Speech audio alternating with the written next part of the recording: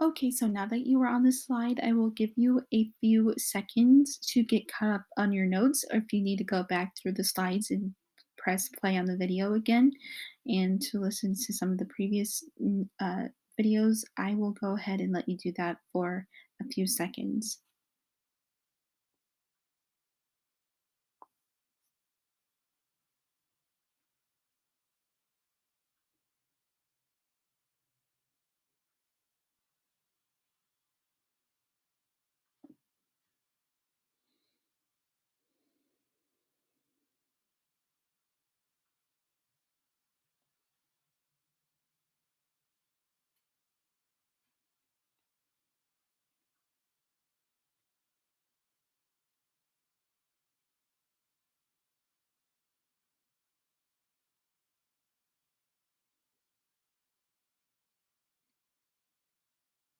Okay, so now that you are back and you are ready to take more notes, I want to emphasize the fact that the Tang Dynasty is known for its arts and culture, mainly poetry and woodblock printing.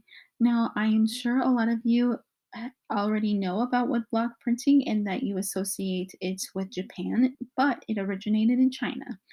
And so I want you to go ahead and write down the fact that it was actually started by Buddhist monks who wrote down their scripture this way.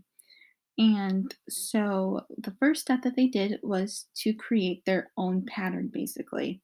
And I actually got this process from the silkroad.com. So this is a direct quote from them. The first step was to create a pattern, and the text of this pattern was written on a piece of thin paper. The next step, step number two, the paper was glued face down onto a wooden plate. Step number three, with the written characters as a guide, the characters were carved out to make a woodblock printing plate. Now, when we talk about characters, we don't mean like cartoon characters. We actually mean like the characters in their alphabets.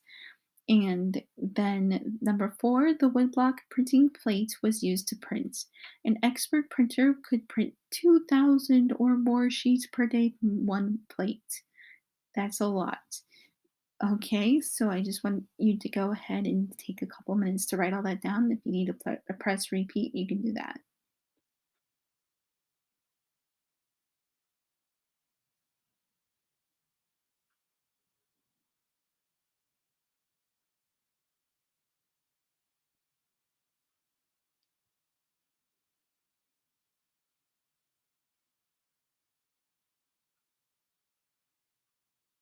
Okay, so now we are moving on to literature.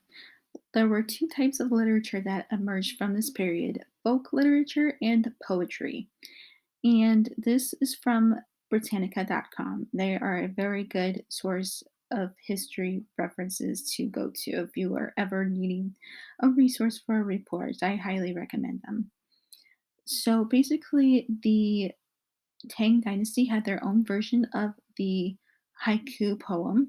And as you know, the haiku is comprised of a series of syllables. So you may have five syllables for one line of poetry, seven for the next line, and then five again.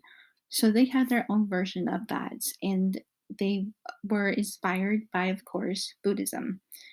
And so, according to Britannica, uh, Yanwen used both prose and verse to retell episodes from the Buddha's life and later non Buddhist stories from Chinese history and folklore. So, I'll give you a couple of minutes to write that down here.